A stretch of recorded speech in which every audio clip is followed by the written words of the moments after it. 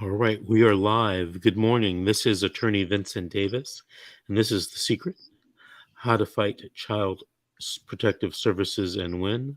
I'm Attorney Vince Davis. I am joined by my co-host, Miss Georgette Truan. Miss G, how are you this morning? I'm good, thanks. All right, she's very excited, I see. And we have a very special guest today, Monica Gonzalez. Miss Monica, how are you? Good, how are you? Good. Where are you calling us from? From California. Oh, what county are you in? I'm in LA County. Oh, you're right here, right where I am and where Miss G is. So, you've been involved with CPS And yes, I've been involved with CPS for the past 5 years now. 5 years. Um, Wow, that's a yeah, long time to have a CPS case. yep. Well, And tell me how it started. well, how it started, it was due to the fact that my mother-in-law caused an injury on my youngest son. At the time, he was 6 weeks old. Okay, wait a minute. Your mother-in-law caused an injury? Yeah, Did she live with you? yeah. Okay, she caused an injury. What happened?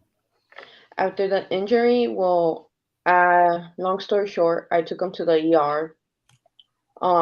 That's when I found out about the injury, and I was just like shocked about what happened because I'm all like, how did he get it? Like, how did he get it? And in my whole entire mind, I was like, is my son gonna be okay? So, as a parent, you always think about your child first. Like, you don't care about anything else. So, when I took him to the ER, they transferred me to Children's Hospital. After Children's Hospital, I had like four cops coming in all at once, like three different social workers, three different doctors. They were all talking to me at once. I'm like, right now, my concern is my son, and is he gonna be okay? Can I talk to you guys separately? They just came at me like all at once. That's when they told me that they were gonna detain my son, and my other two youngest were at home with their father. And I still remember the day they came for my other two. It was September 10, 2018. So that's when everything went downhill. Um, yeah, like I tried to get my mother-in-law to tell me what happened. Until recently, she told me. And it was really hard for me to find out the way it happened. And I told her, was it accidental or not? And from where we come from, like we believe in home remedies and stuff. So the way she was basically taking care of my son, she gave him a massage, but she went hard on him on his leg, and it caused a fracture in the right femur. How old was the child at that time? He was 6 weeks old. Okay. Yeah. So babies that young really don't have bones. They have like very fragile cartilage that later turns to bone. And I'm looking at you. Are you of Latin descent? Yeah. So there is a disease that is prevalent among the Latin community, and it's called the common name is called brittle bone disease. Have you ever heard of that? To be honest, no. And it comes in degrees of severity. You know, um, some, if you put any pressure, there's a break. Some you have to put regular, more pressure, and it will be a break. Whereas if the child didn't have that disease, that bone wouldn't break. But was your child ever tested? I think the scientific name is called osteogenesis imperfecta or something like that, but it's known as brittle bone disease. Did Like, anybody test for that? no, they did not test for that. All the thing that the doctor did told me when I gave birth to him that his bones are gonna be kind of fragile since he was big. He weighed almost like 10 pounds. So that's what he told me, that we couldn't really carry him, but that was the only thing that he ever told me. He never tested anything else. Was this ever explained to the social workers and to the judge? Yeah, I did explain to the social worker. She did not want to hear it, and as of now, when I've been doing all the investigating on my case on my own, and I've been going through the reports, the foster mom literally made false allegations towards me, and I'm all like why me, you know? But besides that, recently I remember I came into your show and I had asked you some questions, and I wanted to follow up with you because I had my court. I was supposed to have court on March 13th actually, but it didn't happen. It got moved to June 12th. What type of hearing?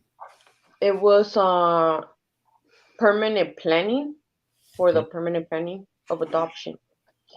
Thing is, in the report it says that the social worker recommends for my parental rights not to be terminated.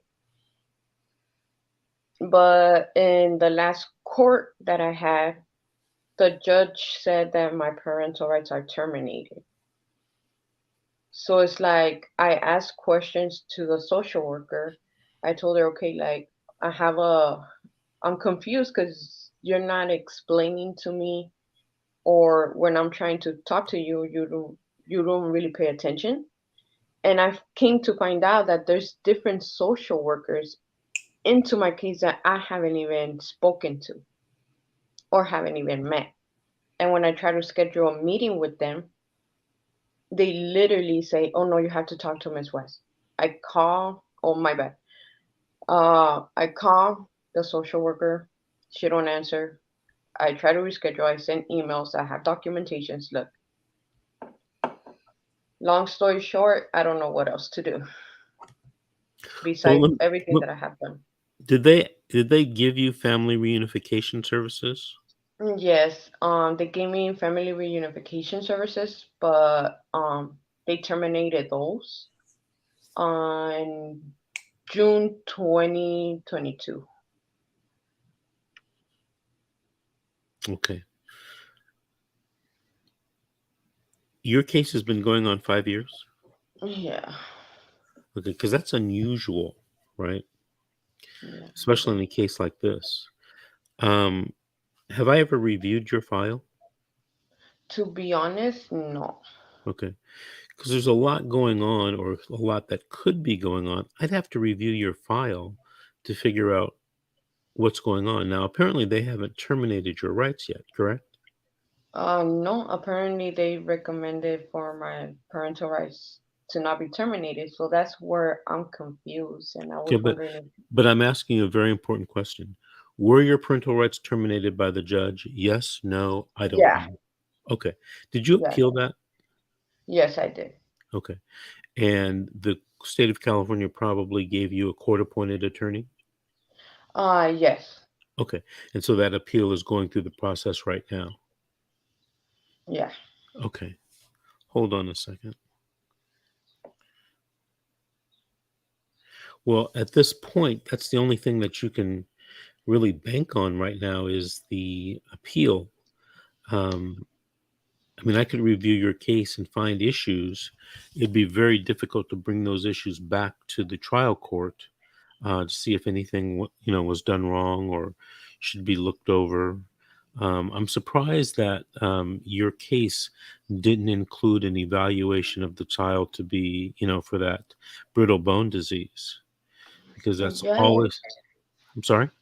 yeah, like that's been like my concern because they never have done that, and when I explained that issue, they didn't really want me to listen. Did So, your did your my bad. There you go. did your mother-in-law ever tell the social worker what she did and how and what happened? Yeah, she actually did. She talked to a social worker. She even talked to the public defenders, mine and my husband, and she told everything. And but the attorney said, "Why it took you this long to say it? Like, why didn't you say it before?" And she said that she was afraid. And my brother too, like my brother had witnessed it, and but because my mom, long story short, my mom was homeless, so I was taking care of my brother. And at that home, like he was just 13, he didn't want to be jumping from home to home. So I understand that in a little kid's mind, who wouldn't be afraid to like talk and probably get someone in trouble, and they're gonna be like, "Oh, you have to leave." Right. So when he told me this, he said like, "I did not want to tell you, sister, but I feel like if I don't tell you, I won't be able to help you." So when he let me know, and I'm like, "It's okay, you were small. I was taking care of you, and I understand you were homeless with mom, and I don't want you jumping from home to home." Hmm. But he did talk to the attorneys. He talked to a social worker on what he witnessed. They still did not want to hear it. And the How long social ago? worker, How long ago from the incident until they came forward to say what happened? it took them till I believe on July 2021. That's when they ended up talking. So my question is, how long between when it first happened to when they came forward? That was like 2 years. Yeah, that's tough. Did anybody try to make the motion to reopen and tell the judge what happened? Yeah, I tried to make a motion. Um, the judge didn't even want to hear it. She's like, "We're not even touching based on that." And I'm just like, "Are you serious?" Well, when the judge said that, did you appeal it? Yeah, I appealed it. And And what? the right now, I was just on a recent call with the attorney, and he told me that he could bring it up, the evidence that I had, Yeah, and what needs to be done though? A formal motion has to be made to the judge for the judge to rule on it. Was that formal written motion ever made? I believe not yet. Okay, that has to be done, as soon as possible. Okay. Now there's something that I want to tell you. Um, if your mother or mother-in-law comes forward and finally tells the truth about what happened, she could be facing some type of criminal prosecution. Yeah, like that's the thing I even told her, like, you're gonna have to face it at some point. Like, I understand from where you're coming from. I know that you don't like me. Um, but right now it's my kids. My kids' life are on the line, and I always have said it like that. And that's how I finished everything that was assigned to me from the court.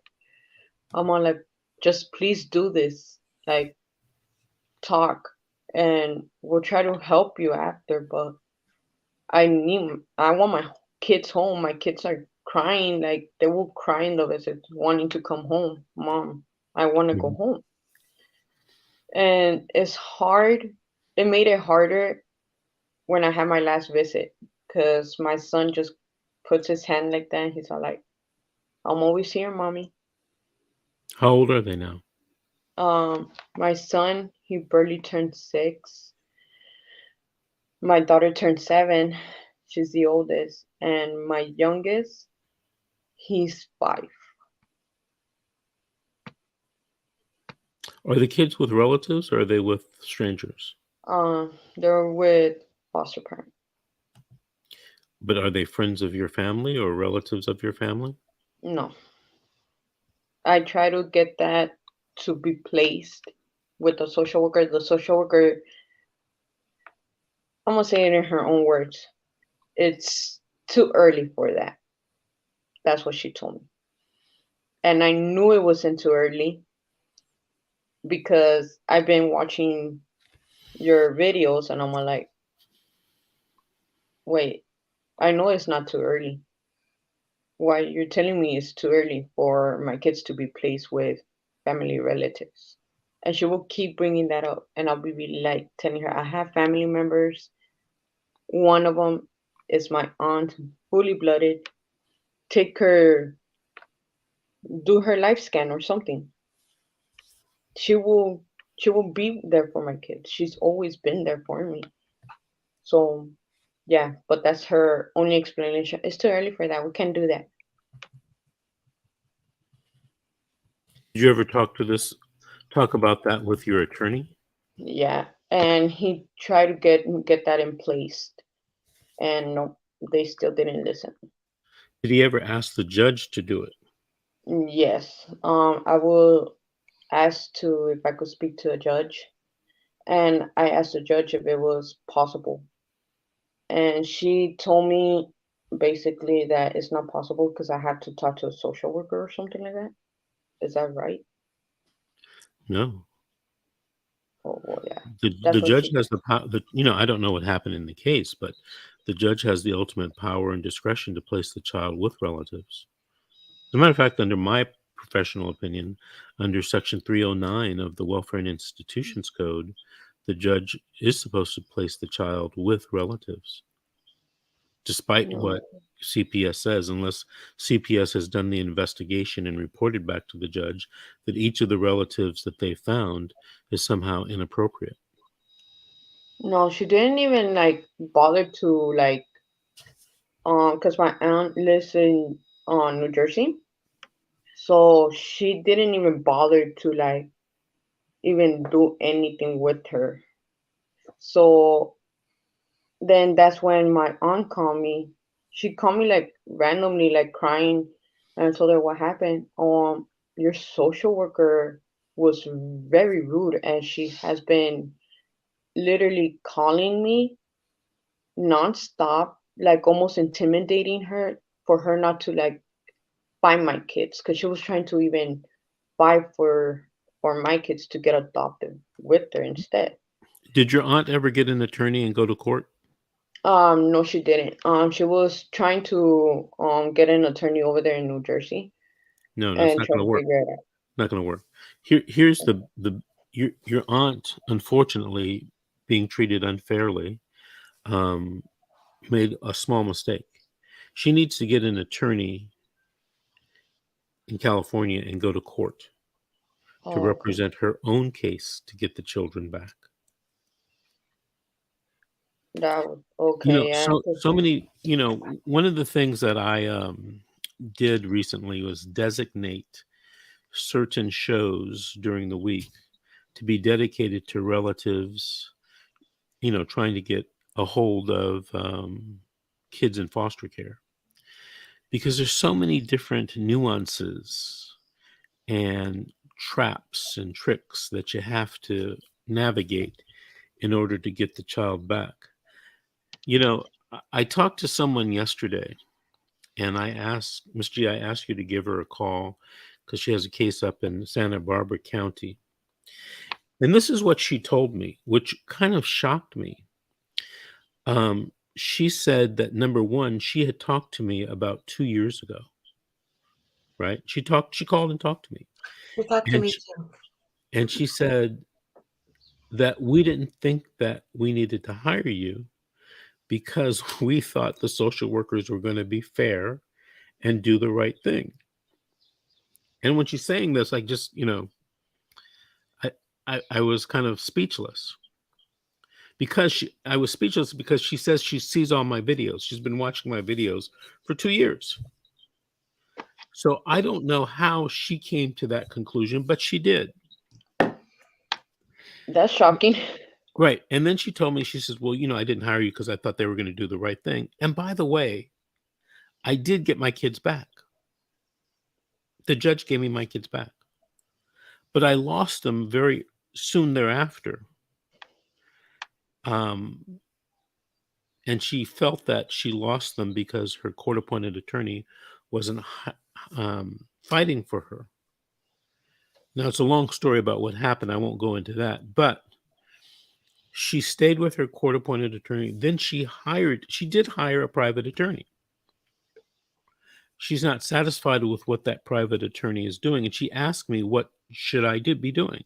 And I said, you should be doing 1, 2, 3. This is what you should be doing. And she told me that she had discussed those things with her attorney because she saw them. She saw my videos. So she figured out what she needed to do. But she said that her attorney wouldn't do them. Now, I don't know why. You know, maybe it's a strategy, maybe it's laziness. I don't know. Okay. Yeah. But it's the same thing for relatives. And I see relatives get screwed this way all the time.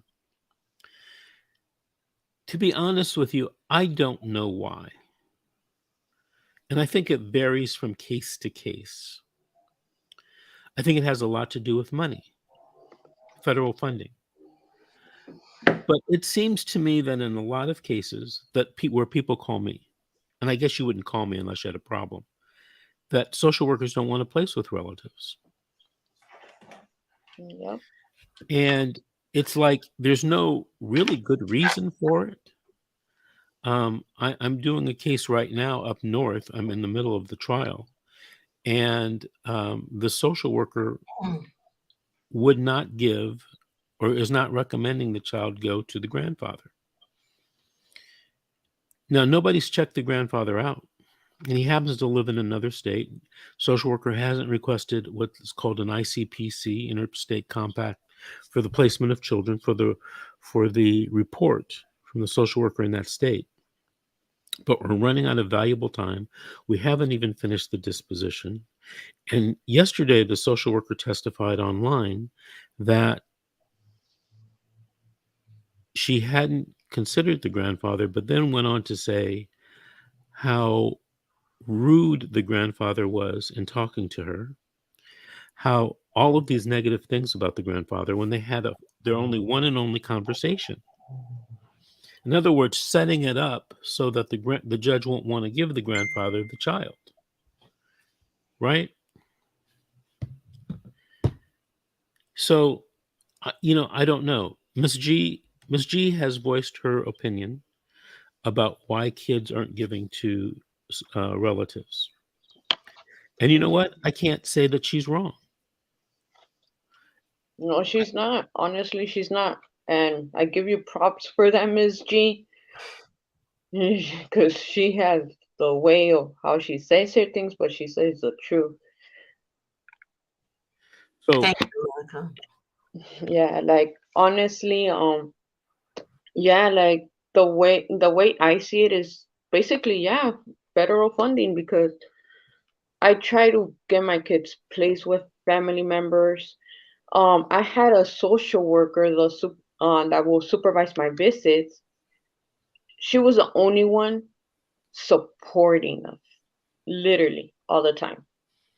And she even testified in court. They did not listen to her. The judge wanted a progress report from my therapist, and I'm saying it in her own words. We're not even gonna touch base on that. So I'm like, in my mind, I was like, so you asked for a progress report. My therapist took her time to be specific, and you don't want to touch base on that? It's like, come on. And then I have finished everything they asked of me. I'm still doing more. I'm like taking training classes for parents who've been in with child welfare systems and stuff. I'm doing extra just to like prove to them I'm capable of being a parent and I'm capable of taking care of my own children. So it's like, what else do I have to do for you guys to see that? And it gets like, honestly, gets so tiring And that was my question because I'm so confused. And I tell them, okay, so are my parental rights terminated or not? And when I call my attorney, he don't answer. My public defender. So I'm like, what else can I do? You wanted me to take the blame for my mother-in-law's mistake. I'm like, I'm not gonna do that when she already spoke her mouth, like open her mouth, you know. I'm like, I cannot lie to a judge because then I will be making perjury right there, and I could get in trouble for that. Monica, did they put the baby in a foster home? Yes, So all three of them, all three and of them. right? Because last time you and I talked, yeah, I remember. So basically, they put the children in an adoptive foster home. I told you that was going to happen. That was gonna happen, yeah. And Everything I but told you pretty much is it happening. was true. It Mhm. was true, and at that time, unfortunately, I did not have the money. A lot of things are going on, and I'm like, I was even crying because I'm like, damn, like I need to get Mr. Davis, you know, like I need to get him, like, and now that everything's happening, it's just like I'm stuck. I Are don't you know and how to are move. you and the father still together? Yes, sir. We've been doing this together for this long. At first, they're telling me I shouldn't be with the father, then that I should. Then I'm Yep. like, what do you guys want? Like, They yes, say that. They say that even if there's no domestic violence, I told you, they want to separate yeah, the family because they don't want you to have support at all. yep, I've seen like, Darren, the guy that's on my show, you know him. Um, he showed me emails that were sent, and I have a text messages from him, and he said it on the show several times that he didn't send, and the social worker said that he sent it, and they've been monitoring his emails. They've been monitoring his home. They send droids to spy on the guy. It's insane, but he's in a different state. But it's insane what they do. And I suspected they can monitor your emails, and I suspected they can monitor your text messages because they have the power to do that. But I wasn't, yeah, I hear stories from people, but I wasn't 100% sure, you know, but I yeah, just felt it's true. And I don't know if they're doing the same thing to you because they follow your mom and your mother-in-law and you and everybody in the family.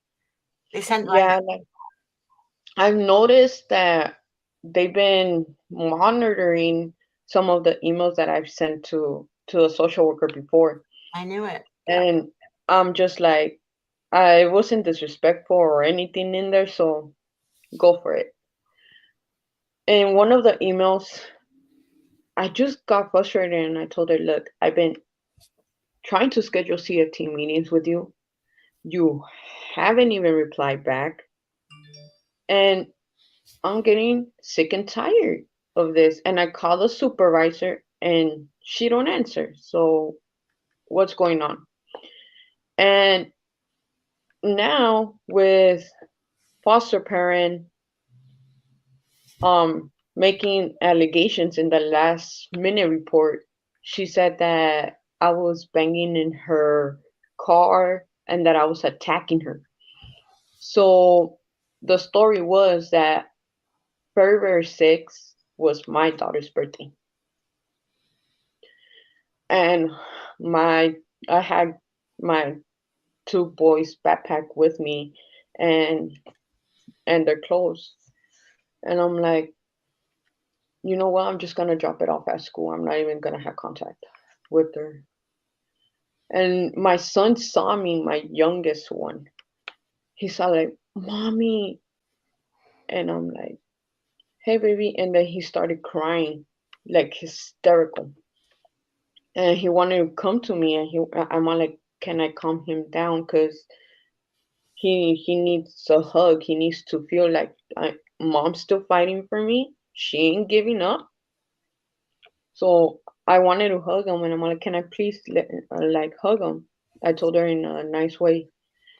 She said no, and I'm like, please.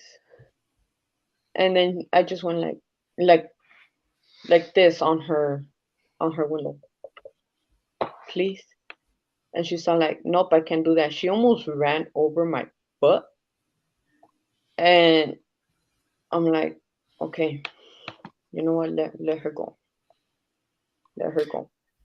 Hey, As Monica, long as she saw me, that I'm Monica, not giving up. Monica, as you know, I have another guest today Yeah. on. Before we go, is there one question you want to ask me that I can answer for you? Uh, yes, I even wrote them down. Um, One of my questions is how can I make sure the judge sees my evidence that I have provided? The only way that you can do that is your attorney makes a formal written motion and serves all parties and serves the court and sets a hearing date. If that is not done, the judge may not see what you have.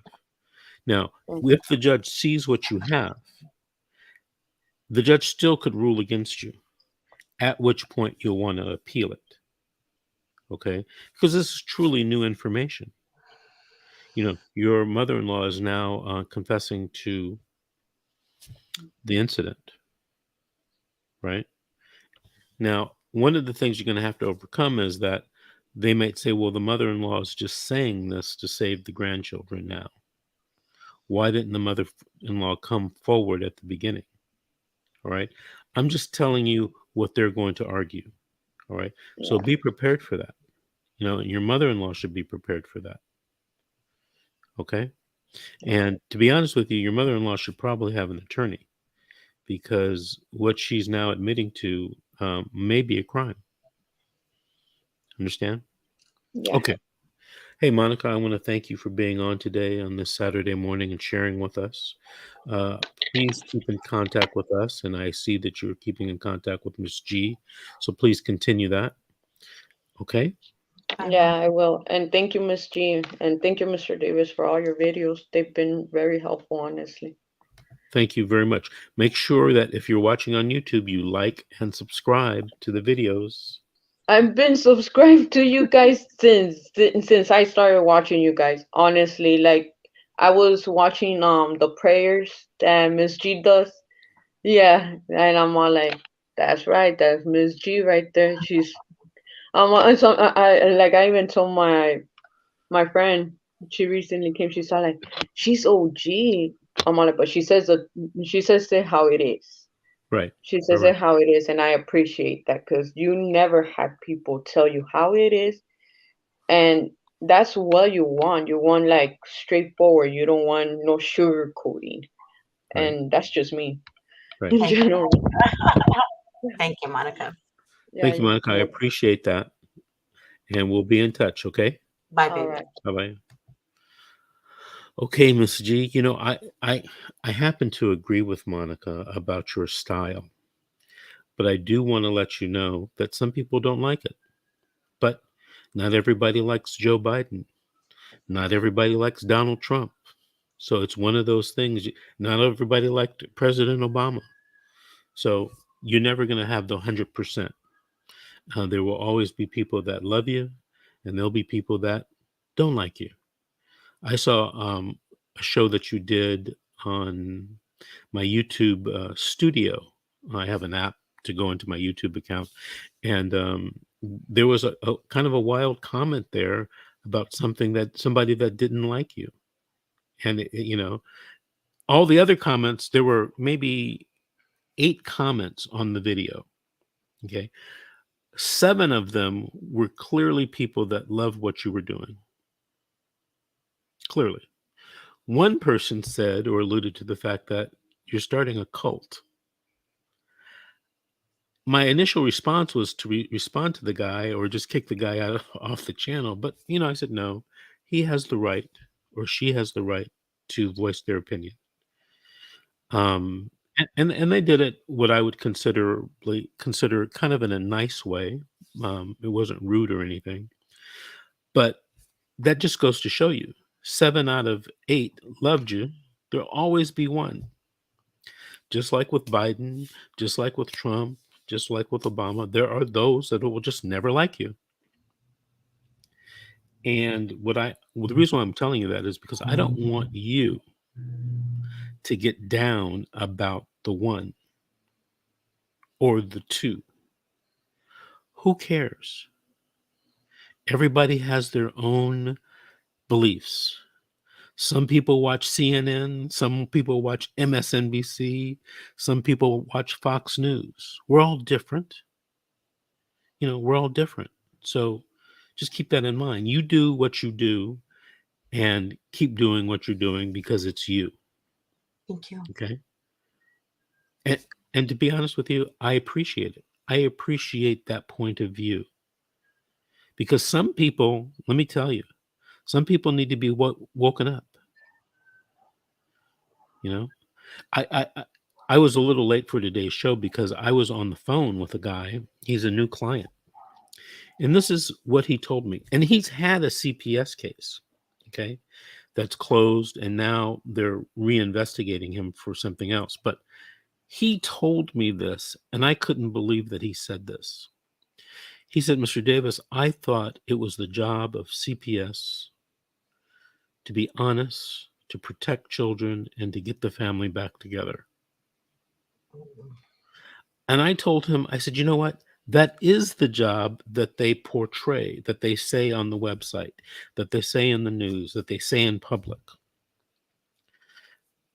But what he's experiencing right now, and what we see a lot when people have problems, they call us. CPS doesn't seem to be doing that all the time. And I tell you this all the time, and I know it's hard for a lot of people to accept this. Let's turn on the news and let's see where we see government corruption. You see it every day. Every day. Every day. Democrats, Republicans, independents. I'm not making a judgment right or wrong, but the president is being prosecuted. Mm-hmm. Just the other day, last week or the week before, I think it was last week, there was a very prominent Democrat here in Los Angeles County that was convicted in federal court of federal corruption laws. He's convicted. So, Republican, Democrat, it doesn't matter. You see it all the time on the news. What makes you think CPS is immune from that? These people they're people. They have positives and negatives. And unfortunately, we see a lot of the positives and a lot of the negatives. And unfortunately, it affects people deeply. Like this lady that was just on the show, Monica. In my heart of hearts, and I don't know, but in my heart of hearts, I think she got a bad deal. Yeah. I think the system has failed her. Yeah. Now, if it was just her, that's one thing. But it's failed the father. And it's failed her 3 children, who will be injured for life. And medicated for life. Emotionally, psychologically. Yeah. But, and part of the system, it's just, we grind them up and we move them out. To hell with what happens to these people. And I honestly believe that the supervisor is to blame as well. Oh, there's enough blame, believe me, to go around. Hello, Carol. Is that Carol Chartier? Hi, Carol. Hey, Carol, I thought you were going to be another host for us on our platform. She will. Please contact Grace for me at grace@vincentwdavis.com. All right, let's bring on our next guest. Everyone, this is Mr. John McKenzie, and Mr. McKenzie is from the great state of? Kentucky. Yeah. Home of the Kentucky Derby, and isn't the Blue Ridge Mountains? Well, the Appalachian Mountains. Okay. Yeah. but it's, kind of a pit where I live at. Everything just settles. We live in a valley, so it's, but it is the two major highways, 64 and 41 running through here. But how are y'all doing today? I'm doing great. How are you doing?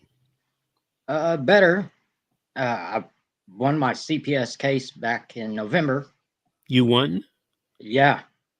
Oh, well, I gotta get took a some year. sound effects going here because I would, push the sound effect. A friend of mine has a YouTube channel, and he does a different type of law. But when people say positive things, he presses a button, and then there's music and Yeah, trumpets and and that's everything. talking about.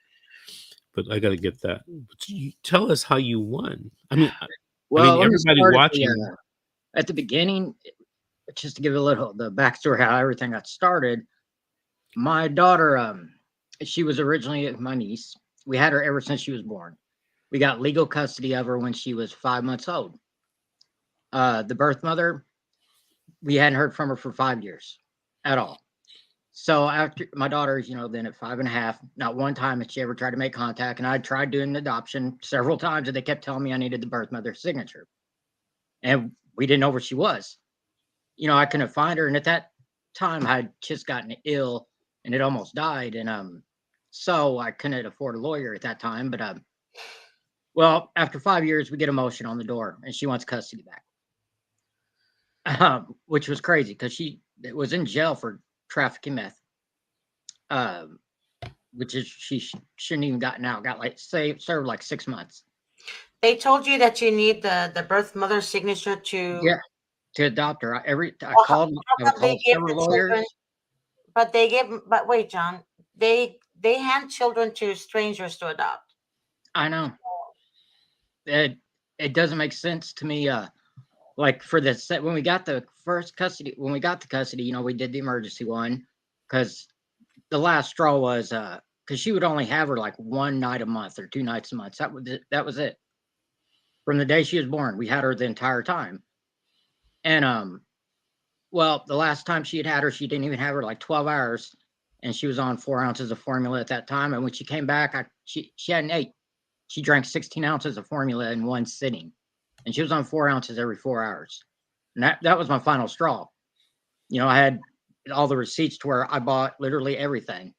And when she'd have her for one night, after we'd have her for 3 weeks, we get her back. All the clothes are gone. Everything's gone because she selling it for dope, obviously.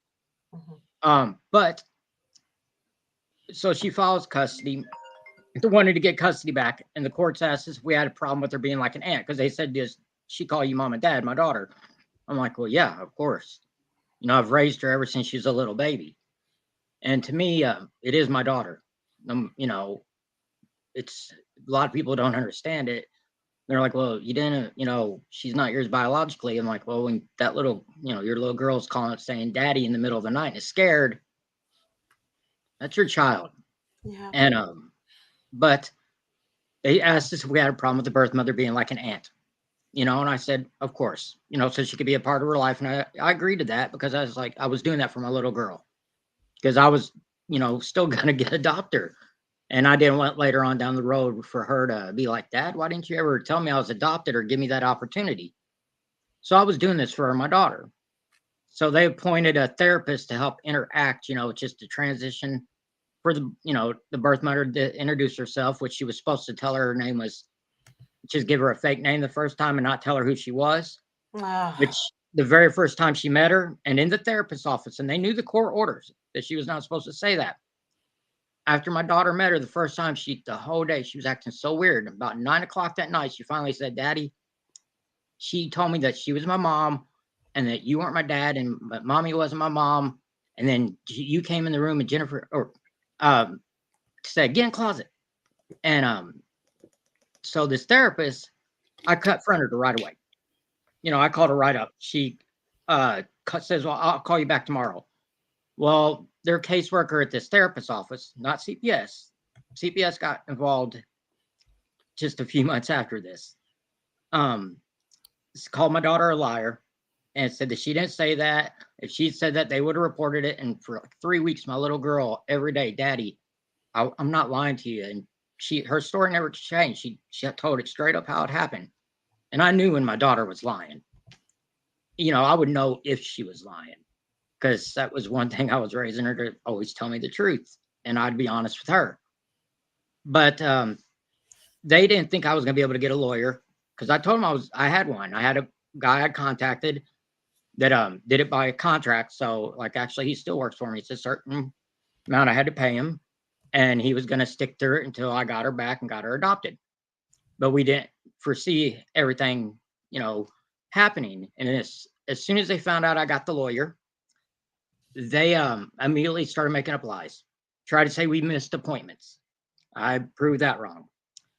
Well, a week later, it was on March, 2 years ago, March the 11th, actually, at 6:00 at night, there's a knock on my door, a cop there. And they were warrant. Well, he didn't even have the warrant yet. He had to actually call, because this pharmacist technician called in and said that I am skipping court, taking my daughter to my brother's to Tennessee to avoid court because the court's trying to take my daughter from me. Said I called her on the phone and said this. I never did that. And thank goodness that I record every phone call, because where I live at, it's a one-party state and you can legally record them. You don't have to let them know. And it's admissible too in court. And that's actually what helped me with CPS Win. When I tell you, because I'm going to get into what happened with them. So they ripped my daughter out on this, just this person saying I called and said this, because it would have been considered kidnapping, because my brother lived in Tennessee and I'm in Kentucky, during a child custody battle. And I called my lawyer up immediately. This was a week after I hired him. And, they'd already tried making up just 5 days before that to lie and missing appointments. We proved that wrong, because they knew he was going to put a stop to, reunification, because that's all they want to do is reunification, when the courts wanted her to just be an aunt. But this therapist's office and this caseworker, they were just wanting her to be back with the birth mother. I found out later on, like, even the caseworker was going over to the birth mother's house and hanging out with her. So it was biased from the beginning. Well, that happened in March. We, I went to court like a few days later, and they set it for trial, because I told them, I said, like, look, my phone calls are recorded. Plus, I have Verizon. They record everybody's phone calls, and they're the only ones that publicly admit it. And they do. They record all of our phone calls. They're the only company. AT&T does, but Verizon's the only ones that actually admit to doing it. But they do it to help people out, because it has helped people out. And because I didn't call her. I was in the pharmacy that day, and I was talking about, I was going to be going to my brother's. I'll be back on Monday, so I'll just pick my prescription up that Monday. And I was a little snappy with an employee, and I apologized to him. I'm like, look, I'm just going through a bad child custody, so I'm sorry that if I'm a little snappy. Well, we went to court in May. And they took my daughter from me that night and took her to the birth mothers, who she hadn't seen, for 5 years, didn't even know. And even after she did find out that she was her biological mom, she told me, like, one day, because she would get to meet with her an hour a week, just to get adjusted to her, for her being a part of her life as an aunt. That was originally everything was supposed to be. And she had told me, and this is at 5.5 years old, she goes, Daddy, you don't have to come out of a mommy's belly for them to be your mommy and daddy. Your mommy and daddy are the ones to take care of you and love you. Saying she didn't care, basically. And I'll never forget that she said that. But we went to court in May, and the therapist said she had her license to work with kids. Had even put it on the document she wrote to court. They committed perjury about 10 times, her and the birth mother. Well, they left her with the birth mother, but we were supposed to still be able to see her, because they thought it was over with. Come to find out, after the court orders, because CPS got involved in June right after that, they were supposed to return the child to the home she was taken from, which was my home. Where is the birth mother, John? Huh? Where is the birth mother? Don't know really right now. She was living in a different city during December, but I think she's back in town now. But she was homeless at that time, because she was out doing dope. She was choosing meth over her daughter. And she wants to act sober now and everything. She had no choice. She was on parole.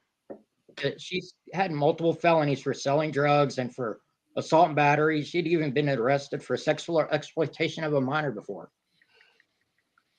Which I know it didn't involve a kid. I think it was just like she was 19 and the guy was 17, So I'm not going to hold that against her.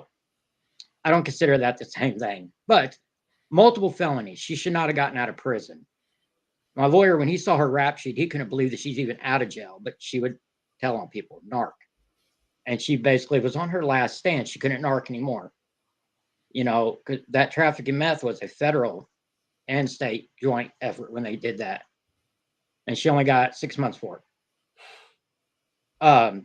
Well, in that court case, because after that, May the 14th, that court date, they just dismissed that affidavit, for me, them ripping my daughter out of my home. And they said that the caseworker and them didn't think we were going to get to see my daughter. And the court said, no, they still need to be able to see her at least once a week, because they wanted it over with. And so we got to see 2 more weeks went by. And when we see my daughter, second time she had a black eye.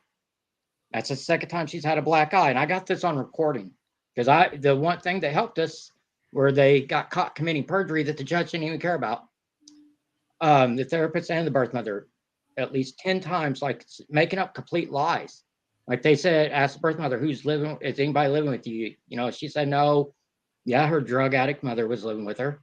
They said, are you dating anybody? She goes, oh, no, I only got time for my kids. She was dating the guy she got the trafficking meth charge with. And if there's nothing to hide, why would you need to lie? You would think the judge would have did something about that. And my guess is on that is because they knew that affidavit, they thought it was going to be that lady's word against mine. They didn't know that I had evidence to back it up to prove that I was innocent. They were just going to go by her word against mine. Because, okay, did you try to lawyer up, John? Yeah, I had my lawyer at that time. Yeah, he cross-examined him, got him caught committing perjury. And he was, right after that court date, he was going to file for us to get her back. But then that week we seen her and she had the black eye. I asked her what happened because we got to see her once a week at the therapist's office for an hour. Mm. And this is the second time she had a black eye. Mm. And I said, what happened? And she goes, somebody hit me. I said, who hit you? And the therapist said, you can't ask her that. I said, if my daughter is being hit, I'm going to ask her who's hitting her. And I got all this on recording still. Because during the session, she had lied to the court saying that when my daughter hugged us, she'd whine. When we'd hug her, she'd whine and want to tell us to let go of her. She didn't call us mom and dad. Because my lawyer said, well, that's funny because on the recording, you clearly hear them calling her, 3 times you had to tell her to get off her daddy. And you could clearly hear them calling him mom and dad. Mm-hmm. I mean, flat out lying. And then I found out from the county attorney, she didn't even have her license. She's just a CSW. Just a certified social worker. Said I needed a psychological evaluation, complete total fabrication, made up lies, and judge did nothing. And we were so confused at the beginning too.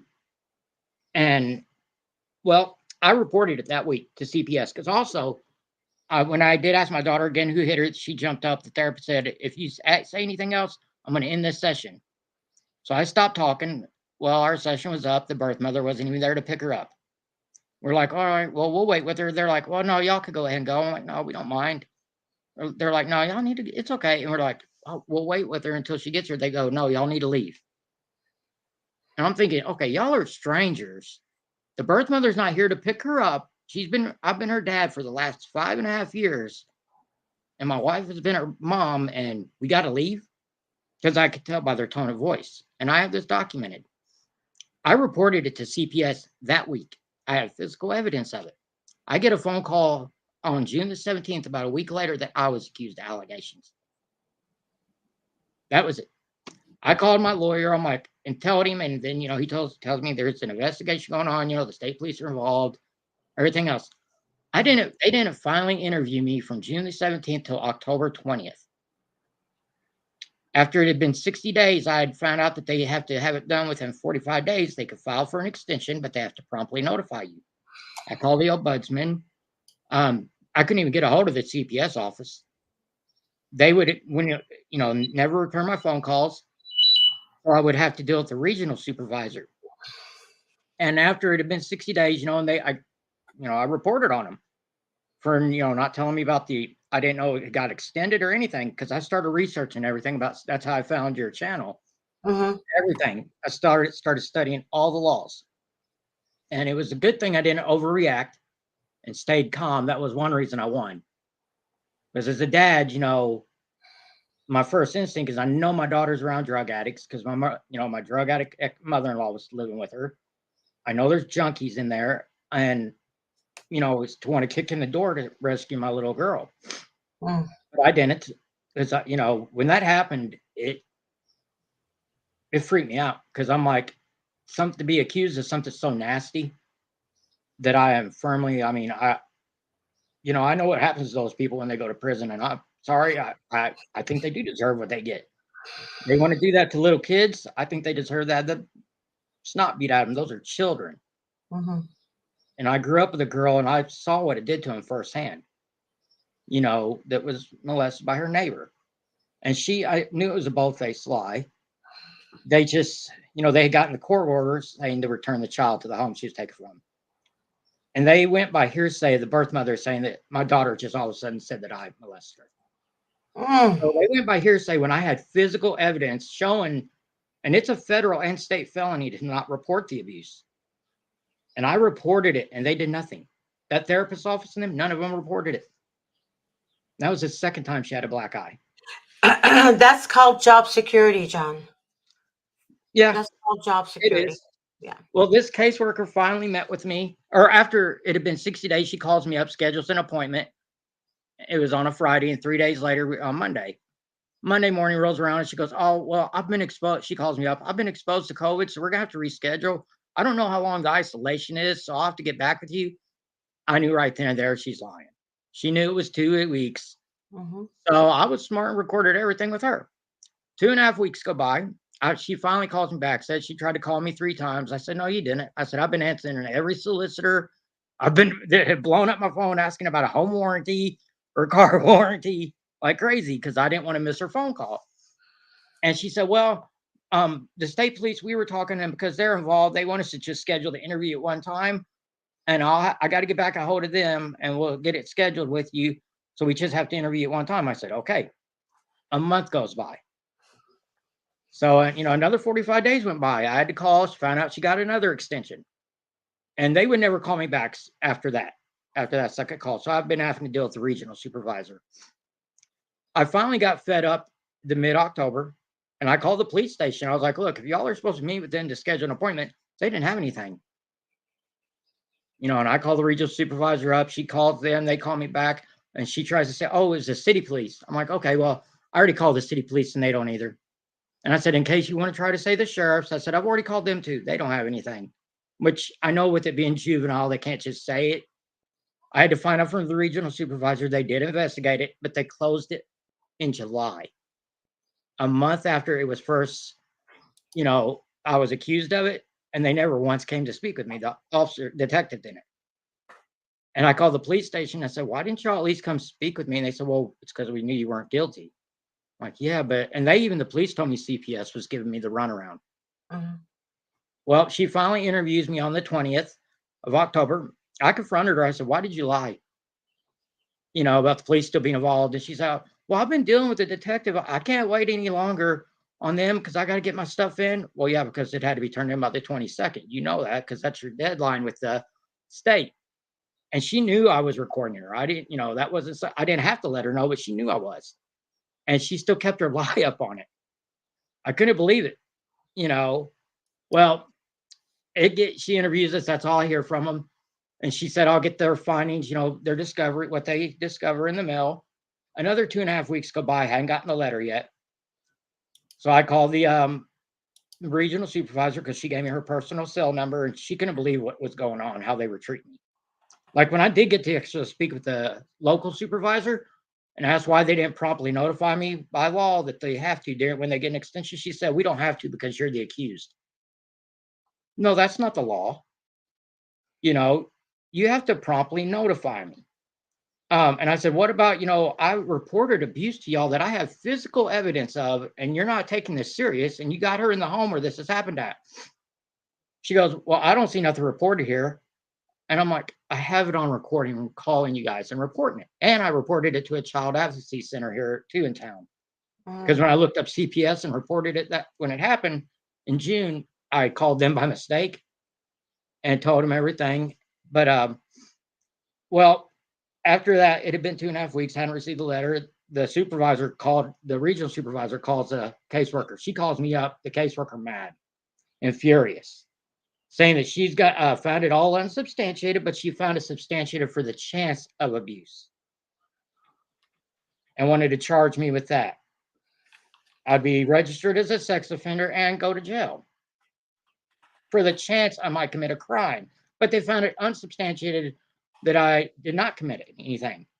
And in their notes, the reason for the chance of abuse is said during the therapeutic sessions with my daughter and at home, which they never were at my home. And during the therapeutic sessions would have been with this therapist that had already committed perjury, a caught lying anyway. Because I kept everything documented. And actually, I was listening to your show one time, and you said document everything, and I made sure to keep meticulous records of it. And I studied everything about the law, and I found out even our state, I think it was 4 years ago, had passed law that CPS cannot do that chance substantiated for the chance anymore, because that's against our civil rights. Either we did it or we didn't. That's like saying, hey, we think you're going to rob a bank, so we're going to charge you as a bank robber. Yeah. And either I did it or didn't do it. My little girl said I didn't do it. The forensic examination my little girl had to go through at 6, getting her private parts examined over a lie, said I didn't do it. The police said I didn't do it. That's what infuriated me the most. John, the bottom line is they want to keep you away from the child. Yeah. They come up with allegations that they make up. She said that she was going to make it file a motion. I never got to see my daughter again, and that the birth mother get custody back. She still is non-custodial parent. I still am the legal custodial parent. I couldn't hear what he said. You have the child in your custody right now, correct? No, she's still with the birth mother. I thought at the beginning of the show you told me that you won the case. I did. They haven't, because CPS didn't take her out of our home. They took her out on that false affidavit that they just dismissed, because they said when they went and talked to him, it was a miscommunication. One person heard me talk about going out of town, and another heard me talk about court. I said, no, and that affidavit just said specifically, I called that lady and said, I'm skipping court and taking my daughter to Tennessee. Okay, they removed my daughter for that. All right. So do you want this child back? Yes, I want my little girl back. Okay. Is the CPS case closed? Yes. In November, they dismissed it all. This is what you would do if you were in California. You would file a case for custody in the family law or probate court. Right. In your county. Yes. Those are the two ways that you might be able to get custody. Since you're not a family member or the father, it may not work, but you need to talk to a lawyer there in Kentucky. California has something called presumed parent. In other words, you have such a connection and has done so much for the child that you should be considered a parent. We have that. It's de facto or something. Well, it's different because we have de facto too. But de facto is here. Presumed parent is here. Right. Okay. There's a lot in California. There's a lot of difference. It gives you more rights as a presumed parent. Talk to your lawyer there in Kentucky to see if you have enough to make a petition for presumed parent. And at the same time, you might want to go, if you're in California, you might want to go for legal guardianship because, probably the mother's still using drugs. I don't know. Oh, I know she is. I've seen her. I've seen a post on Facebook, and she probably lost about 100 pounds in 6 months. And because I've been married to the family for 17 years. Okay, that's terrible. I'm pretty sure she's doing dope. My lawyer, he's went through his dad dying, and then he had back surgeries. He still represents me, and I know he's got things going on bad in his life right now. And I know I'm not his only client. Like I was the one that filed the appeal and everything. And he apologized to me. He said, because I literally just hired him when all this happened. It just bam, bam, bam. They one lie after another. And he said, look, he goes, I hadn't gotten to know you well enough. He goes, I'm not going to lie to you. When you told me about those allegations, I didn't know if it was true or untrue because he hadn't gotten to know me yet. He'd only been my lawyer for not even barely a month. And I don't blame him for that. He has little kids to himself. That's what I would be. I'd be nervous also. And I would hope that he would be, because that is serious, but Right. with she intentionally made up the lie. Like she told two different stories too about the incidences. One, Right. like my father-in-law, she told him something separate, told CPS something separate. They were banking on coercing my little girl. He got to at least hear on the appeal. They were trying to get my daughter to admit to it, and she kept saying my daddy didn't do anything. Good. I'm glad this held up for you. Hey, It worked out John, good. Yes. we're running out of time. We've run out of time, I'm actually. sorry. I get a No, little that's okay. long-winded. It's No. a That's, messed up case I'm how it happy for happened. you. Happy for you to share your experience with us. But Listen, it is, you can win. Is there any one question you want to ask me before we go? What's the next step that I could possibly do? I mean, I know my lawyer, I know he's got a lot going on. No, don't tell me a story. Ask me the question. What's your next step? What should I do next to go in to get custody for? What a I'm great seeing her. question. Okay.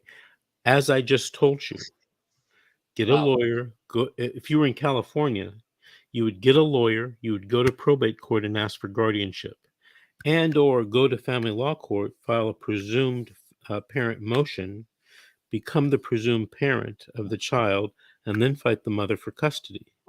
If she's But out on the street, she's still non-custodial parent. I'm sorry? She's still a non-custodial parent, actually. All right. They just left her there. She was, but she was supposed to be returned back to us, and then that CPS thing happened. Yeah. So, John, I've told you what you should do. Okay. Talk to a lawyer. Tell him what I said would happen in California. Tell him or her, or ask him or her, can you do any of that in Kentucky, or is there something else you should be doing in Kentucky? Okay. All right. Okay. Thank Very you. good. Hey, I'm John. sorry. No problem. I thank you for coming in today and sharing your story. It's very much appreciated. Okay, and keep in touch with us. All right. Thank you for your advice. Because oops, I cut you off there. You said thank you for your advice. Everything you said actually gave me good advice, and I want people to know there is hope. Just keep records and don't lose hope in it. Very good. Just be smart about everything. Very good. Okay, thanks, John. Have a good day. Okay, Miss G, we've come to the end of the show. Thank you for being on and co-hosting with me. Everyone, we have our next show is tomorrow, Sunday, Easter Sunday at 9:30 a.m. I was thinking about skipping Easter Sunday, but I don't know yet. We will either run a rerun or we'll do a live show. But we'll be back again Monday through Friday, 7 p.m. Pacific time. All right, everyone. Thank you and have a good day.